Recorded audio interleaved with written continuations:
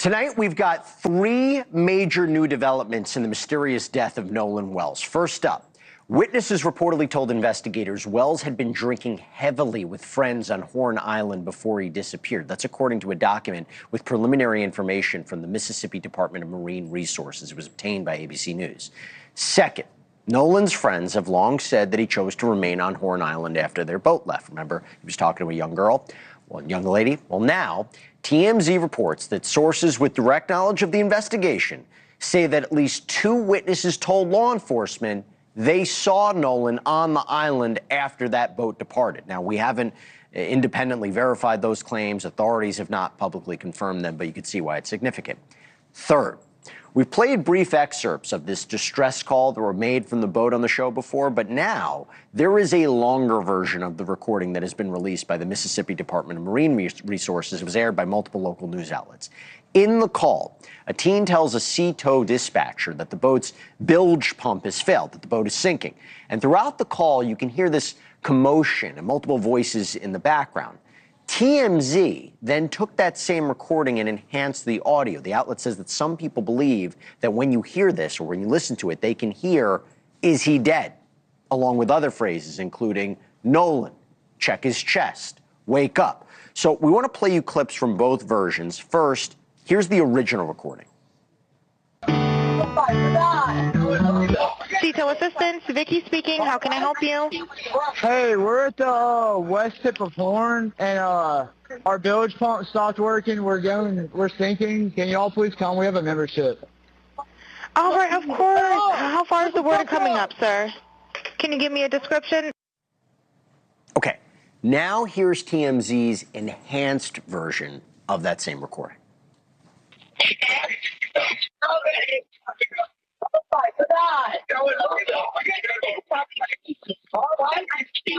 Hey, we're at the west tip of Horn, and our bilge pump stopped working. We're sinking. Can y'all please come? We have a membership. Oh, shut the fuck up! So what exactly did we just hear? I want to go to Robert Freed, digital forensics expert who spent more than 2 decades analyzing electronic evidence. He's the executive vice president of forensics and chief investigative officer at Page One. He's trained law enforcement agencies across the country in digital forensics and computer crime investigations. Thanks for taking the time. I want to take this step by step. Absolutely. So first of all, you analyzed both versions. What were you able or not able to determine? Well, you can obviously look at just the totality of both versions and see that there's a time difference right away. One's 8.5 minutes, the other one's 8 minutes and 50 seconds. And what we actually did was we extracted or preserved the videos from the specific websites, the TMZ as well as the WAFB website. And then what we were able to do there is take a digital fingerprint MD5 hash value of those two videos. They were obviously different, which means that they have different content. And then, we went in and we looked at the transcript that was able to be gleaned from both versions. And so now this goes to the main question. In those transcripts, from your analysis, does anyone say, "Is he dead? Check his chest. Nolan, wake up"? Anything like that? No. It's very distorted. Even if you hear it from the original to even the audio enhancement, it's still very difficult for some of the software that we use to even pick up those types of words. And there was nothing like that close to it in the transcriptions that we saw. Is there a danger in someone telling you what to listen for? Do you go in with a preconceived, I don't know if the word is biased, but you're going in to look for those words and maybe you're hearing things that your mind is telling you that's what it is when it's really not?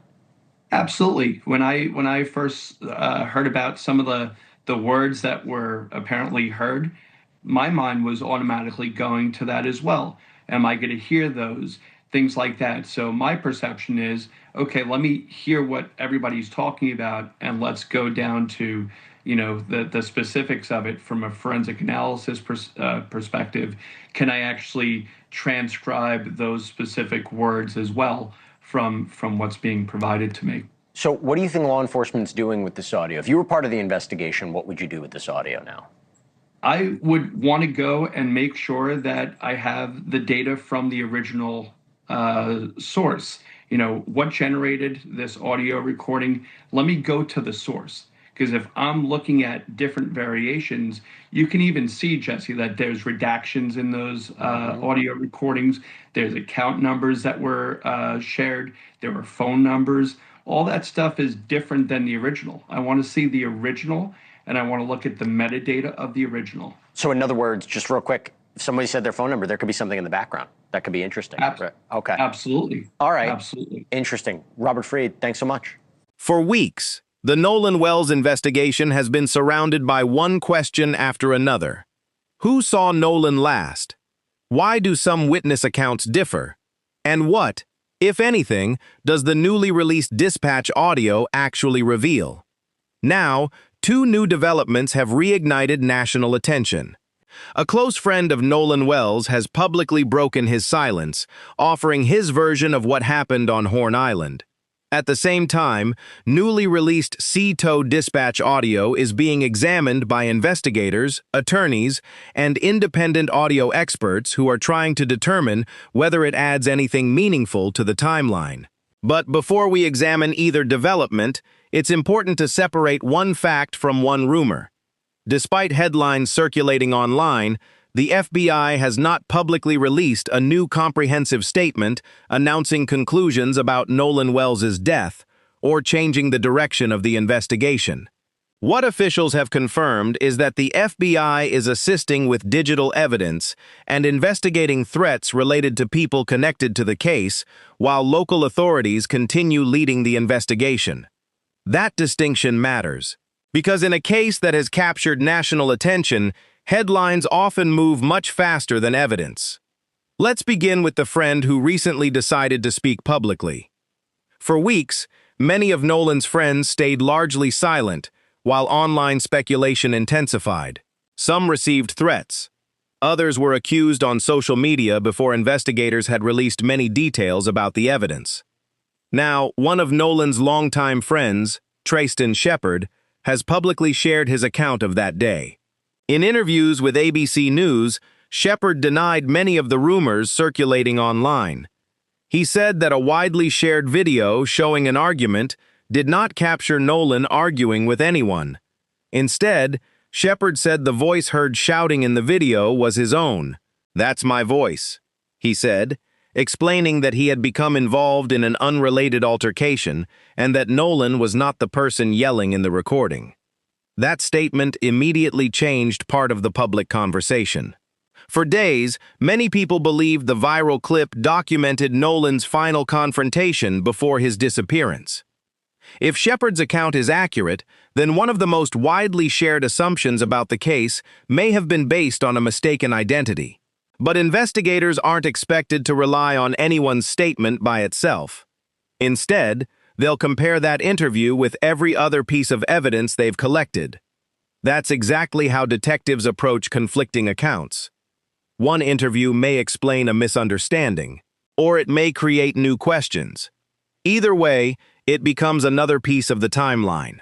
Shepard also addressed another rumor that had spread rapidly online. Some people claimed Nolan had been demanding his phone moments before he disappeared. Shepard disputed that version of events, saying the shouting heard in the video involved his own confrontation, not Nolan asking for his phone back. Whether investigators ultimately agree with that account has not been announced publicly. But the interview demonstrates something important. As more witnesses begin speaking publicly, detectives have additional statements they can compare with digital evidence already collected. Meanwhile, another development has become the focus of intense public debate: the release of the C-tow dispatch recording. The call was made after a boat carrying several teenagers experienced mechanical trouble while leaving Horn Island. During the recording, the caller reports that the boat is taking on water and asks for assistance. On the surface, it sounds like a routine emergency call.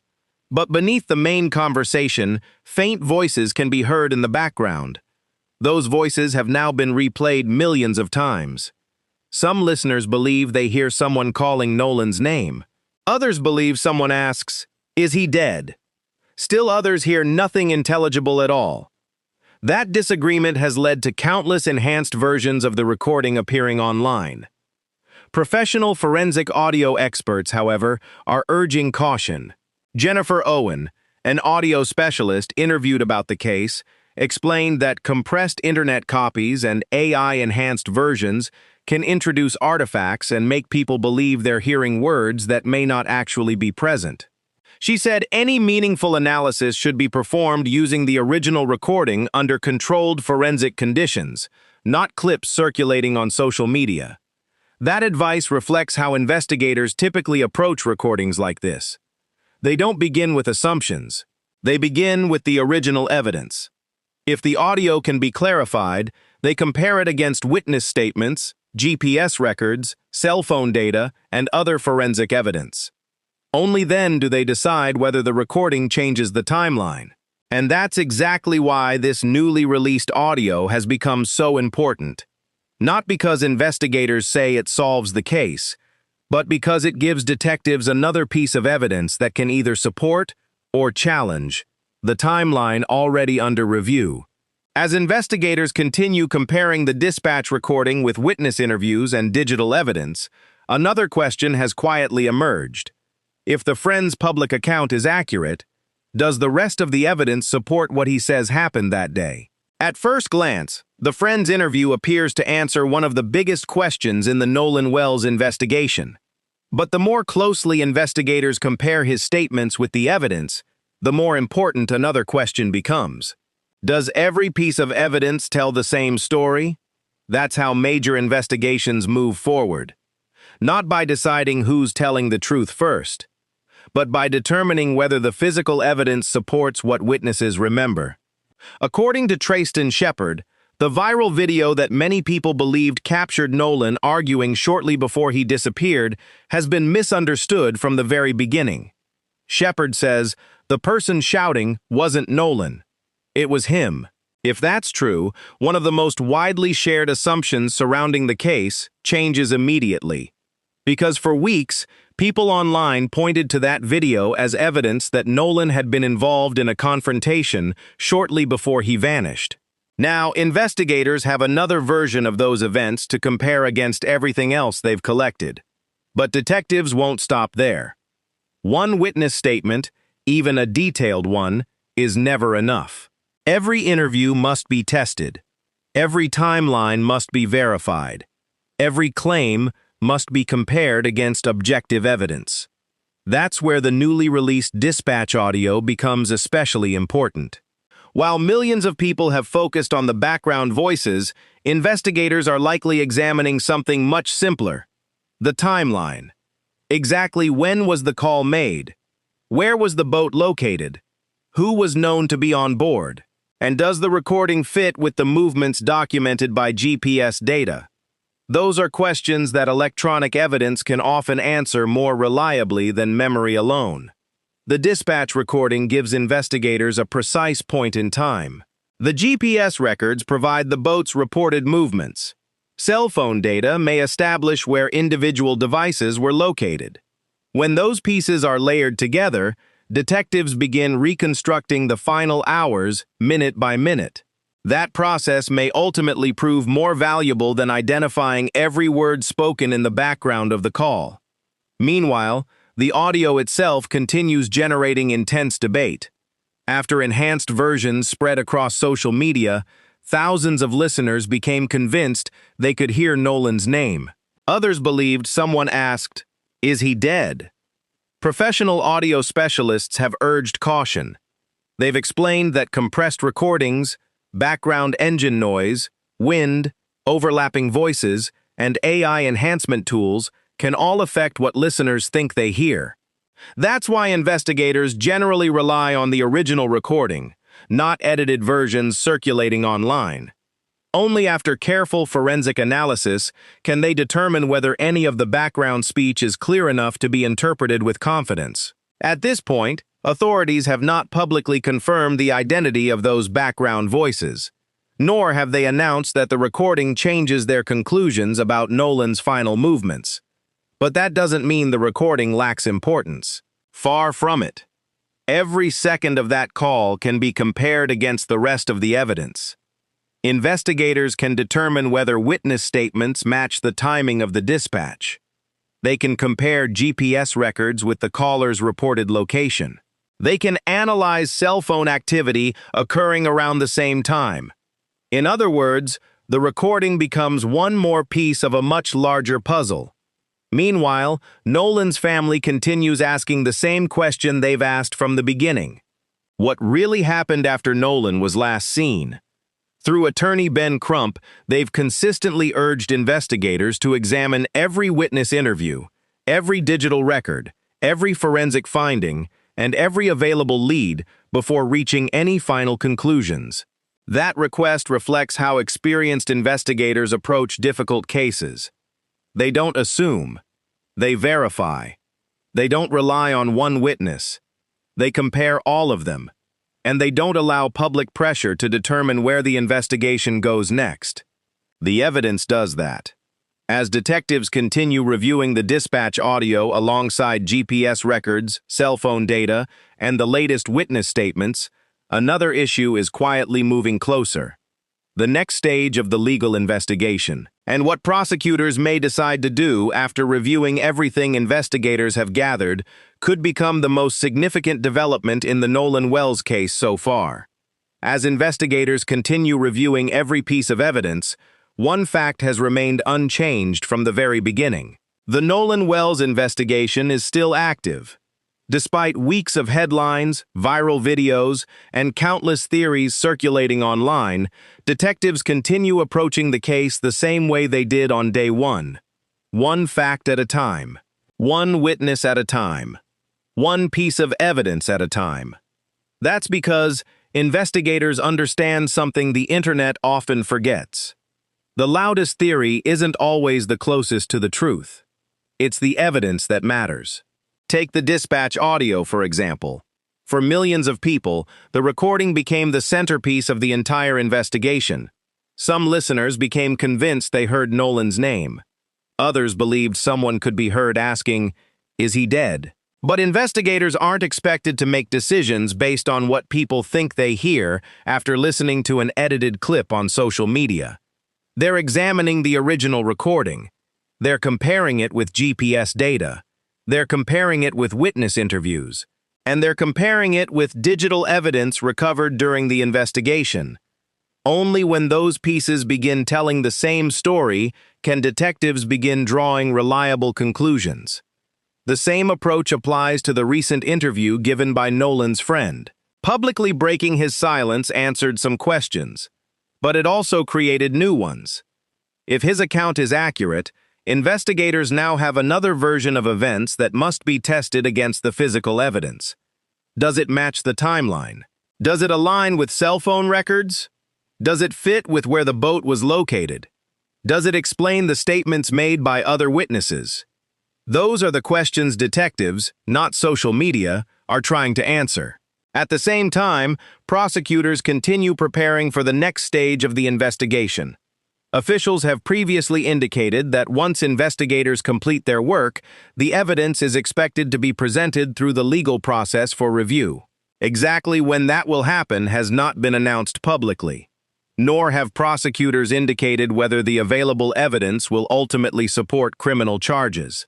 That decision depends entirely on what investigators can prove, not what people suspect. For Nolan's family, however, every new development brings renewed hope that they're getting closer to understanding what happened on Horn Island. Through attorney Ben Crump, they've consistently asked investigators to leave no question unanswered. They've called for every witness to be interviewed, every digital record to be examined, every forensic finding to be reviewed, and every lead to be followed until the truth is known. Meanwhile, investigators continue urging the public to exercise caution. Rumors spread quickly. Edited videos can be misleading. Artificial intelligence can alter audio. And information shared without context can easily create false impressions. That's why experienced investigators rarely comment on every rumor that appears online. Instead, they focus on evidence that can be verified. Perhaps that's the biggest takeaway from everything we've learned so far. The dispatch audio is important. The friend's public statement is important. The GPS records are important. The cell phone evidence is important. But none of those pieces, standing alone, explains exactly what happened to Nolan Wells. Only when investigators fit those pieces together will the complete picture begin to emerge. Until then, many of the questions that have captured national attention remain exactly that. Questions. Questions investigators are still working to answer. And while the internet may continue debating every new rumor, detectives will continue doing what they've done from the beginning, following the evidence wherever it leads. If you've been following the Nolan Wells investigation from the start, let us know your thoughts in the comments below. Based on the confirmed evidence discussed in this documentary, what do you think investigators should focus on next? The witness statements, the dispatch audio, the GPS timeline, or the digital evidence? And if you enjoy fact-based true crime documentaries that separate verified developments from speculation, be sure to subscribe and turn on notifications so you don't miss future updates as this investigation continues.